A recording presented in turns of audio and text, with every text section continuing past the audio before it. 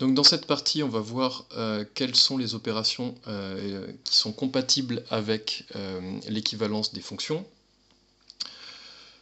Proposition 3, on prend F1 et G1 qui sont équivalentes, on prend de même F2 et G2 qui sont équivalentes. Alors on a que le produit F1, F2 est équivalent au produit G1, G2. Si on suppose de plus que les fonctions ne s'annulent pas au voisinage de A, alors le quotient F1 sur F2 est équivalent au quotient G1 sur G2. En particulier, si on prend F1 et G1 les fonctions constantes égales à 1, elles sont bien équivalentes. Du coup, on obtiendra comme application directe que 1 sur F2 sera équivalent à 1 sur G2. Donc cette proposition 3 peut se résumer en disant que l'équivalence des fonctions est compatible avec le produit, avec le quotient et avec le passage à l'inverse. Démonstration, F1 et G1 sont équivalentes et F2 et G2 sont équivalentes, donc on peut écrire F1 égale G1 H1 et aussi F2 égale G2 H2, avec H1 et H2 deux fonctions de limite égale à 1 en A. On calcule maintenant le produit F1 F2, ça nous donne G1 H1 fois G2 H2, on peut regrouper G1 G2 ensemble, fois H1 H2, or évidemment le produit H1 H2 il est de limite égale à 1 fois 1, c'est-à-dire 1. Donc on a bien prouvé que le produit F1 F2 est équivalent au produit G1 G2. On fait de même en calculant le quotient F1 sur F2. On obtient le quotient G1 sur G2 fois le quotient H1 sur H2. Et le quotient H1 sur H2 est de limite 1. Donc on a bien prouvé que le quotient F1 sur F2 est équivalent à G1 sur G2, au voisinage de A. Proposition 4, donc d'autres opérations compatibles avec l'équivalence de fonctions, c'est, donc à condition d'avoir des fonctions strictement positives, c'est le passage à la puissance. Si je prends f et g, deux fonctions équivalentes au voisinage de A, alors f de x puissance alpha et g de x puissance alpha seront équivalentes au voisinage de A.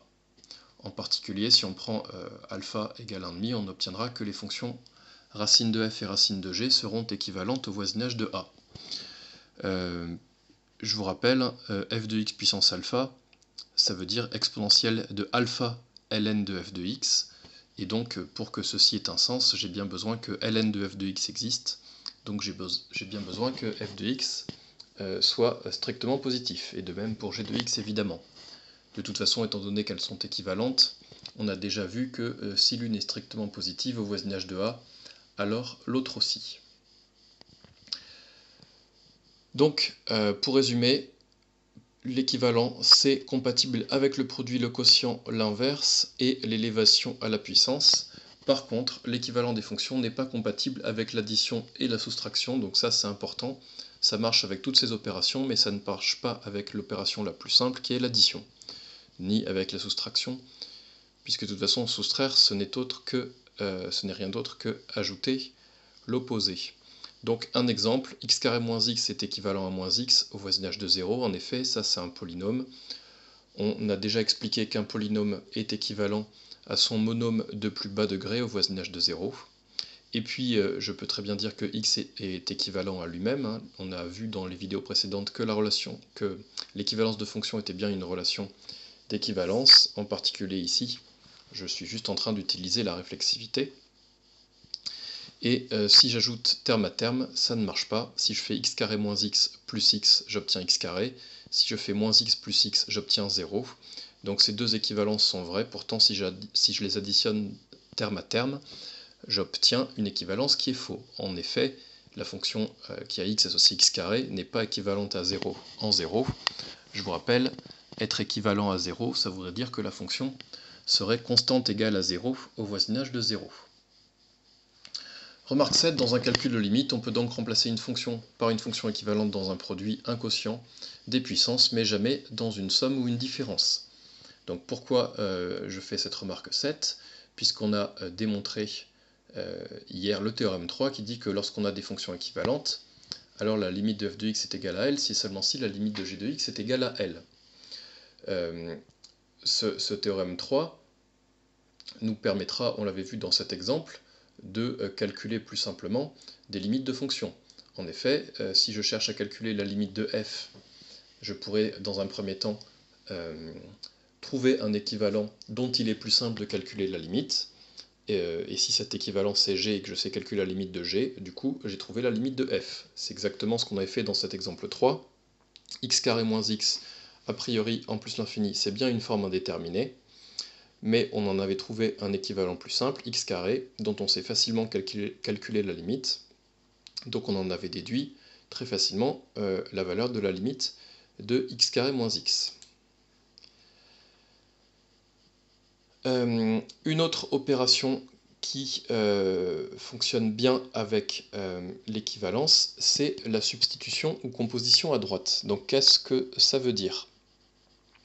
Substitution, composition à droite. Donc on prend f et g, deux fonctions qui sont équivalentes au voisinage de a, et on prend u, une fonction à valeur dans i, qui admet pour limite a en un point b. Donc i, dans tout ce chapitre, i c'était l'ensemble de définitions de toutes les fonctions qu'on prenait. Donc le simple fait, l'hypothèse u est une fonction à valeur dans i, me permet juste de dire que la fonction f rond u et la fonction g rond u sont bien définies. Donc vous voyez l'idée, c'est que cette équivalence elle est vraie au voisinage de a, et si u de x tend vers a quand x tend vers b, du coup au voisinage de b on peut comprendre que u de x sera au voisinage de a, et j'aurai bien le droit de faire une substitution, c'est-à-dire ici il y a une variable, je substitue cette variable par u de x et j'obtiens ceci.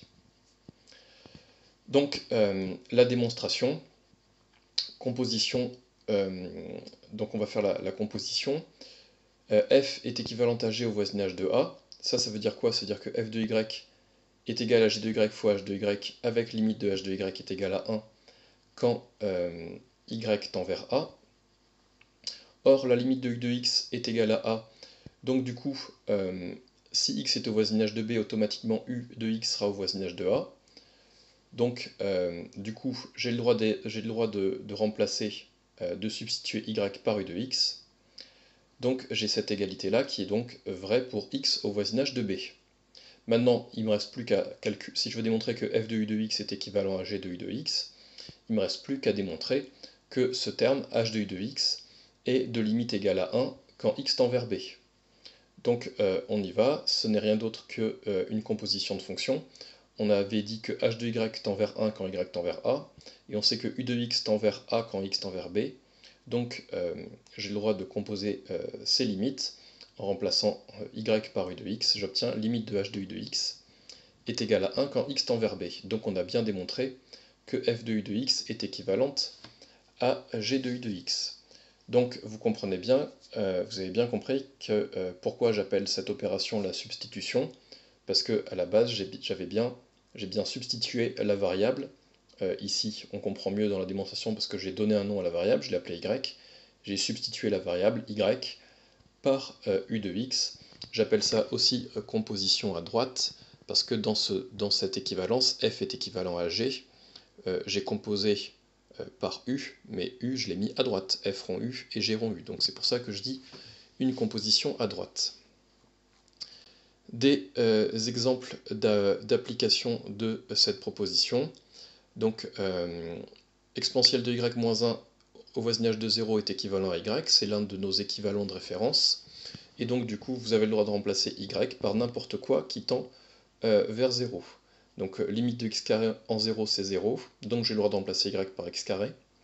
Limite de 1 sur x en plus l'infini c'est 0, donc je peux remplacer y par 1 sur x. X moins 2 en 2 c'est de limite nulle, donc je peux remplacer y par x moins 2. Et quand x tend vers 1, ln de x tend vers 0, donc je peux remplacer y par ln de x. J'obtiens du coup exponentielle de ln de x, c'est-à-dire x moins 1, est équivalent à ln de x.